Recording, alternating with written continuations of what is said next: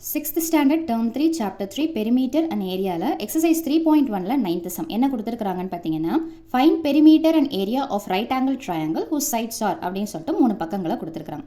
அதாவது ஒரு செங்கோண முக்கோணம் right angle triangle என்னன்னு பாத்தீங்கன்னா செங்கோண முக்கோணம் அதோடைய சுற்றளவு மற்றும் பரப்பளவு perimeter and ஏரியாவை கேக்குறாங்க. ஓகேங்களா? சோ perimeter கண்டுபிடிக்கிறது ரொம்ப சிம்பிள். சோ எப்படி எழுதலாம் அப்படினு பாத்தீங்கன்னா முதல்ல இந்த மூணு சைட்ஸ் இருக்குது இல்லீங்களா அந்த மூணு சைட்ஸ்க்கு என்ன பேர் கொடுத்துக்கலாம்னு பாத்தீங்கன்னா a is equal to 6 b is equal to 8 c is equal to 10 ன்னு சொல்லிட்டு பேர் கொடுத்துக்கலாம். இப்போ பெரிமீட்டருக்கு என்ன ஃபார்முலா அப்படின்னு பார்த்தீங்கன்னா p அதாவது பெரிமீட்டர் எந்த பெரிமீட்டரா இருந்தாலுமே என்ன அர்த்தம்னு பார்த்தீங்கன்னா எல்லா பக்கங்களையும் ஆட் பண்ணாலே போதும் அவ்வளவுதான் பெரிமீட்டர். ஓகேங்களா? ஸோ அப்போ ஃபார்முலா என்னன்னு பார்த்தீங்கன்னா a plus b plus c units அலகுகள் அப்படின்னு சொல்லிட்டு எடுத்து எழுதணும். ஓகேங்களா? ஸோ அப்போ a உடைய வேல்யூ என்ன இருக்குதுன்னு பார்த்தீங்கன்னா 6 plus 8 plus 10. ஸோ இதை ஆட் பண்ணால் என்ன கிடைக்கும்னு பார்த்தீங்கன்னா 18 plus 6 என்ன வந்துரும்னு பார்த்தீங்கன்னா 24.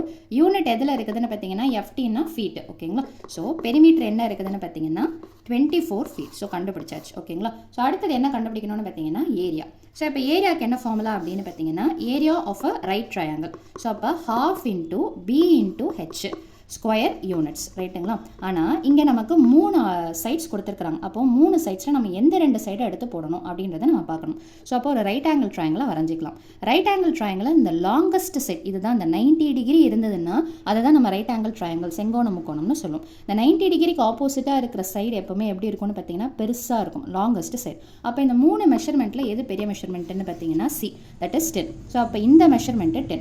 அப்போ மீதி இருக்கிற ரெண்டு மெஷர்மெண்ட்டை நீங்கள் எப்படி வேணாலும் போட்டுக்கலாம். ஸோ இதை 8ன்னு வச்சாலும் சரி அல்லது 6ன்னு வச்சாலும் சரி அது உங்களோட சாய்ஸு. ஸோ 8 6 அப்படி பார்த்தா இதுதான் பேஸ் ஆகவும் இதுதான் எப்பவுமே ஸ்ட்ரெயிட்டாக இருக்கிறது தான் ஹைட்டு, இந்த சாய்வாக இருக்கிறது ஹைட்டு கிடையாது. ஸோ அப்போ ஃபார்முலாவில் எந்தெந்த வேல்யூஸை மட்டும் தான் நீங்கள் சப்ஸ்டியூஷன் பண்ணணும்னு பார்த்தீங்கன்னா 6 and 8. ஓகேங்களா?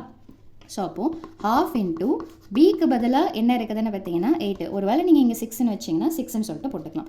இன்டூ ஹெச்ஓடைய வேல்யூ என்ன இருக்குதுன்னு பார்த்தீங்கன்னா 6. ஸோ இப்போ இது ரெண்டுமே கேன்சல் பண்ணலாம். 1 2 8 கேன்சல் பண்ணுங்கள் அல்லது 2 6 கேன்சல் பண்ணுங்கள். So 2 1s are 2 2 4s are 8 அல்லது 2 1s are 2 2 3s are 6. ஒரு தடவைக்கு ஒரு தடவை தான் நீங்கள் கேன்சல் பண்ணணும்.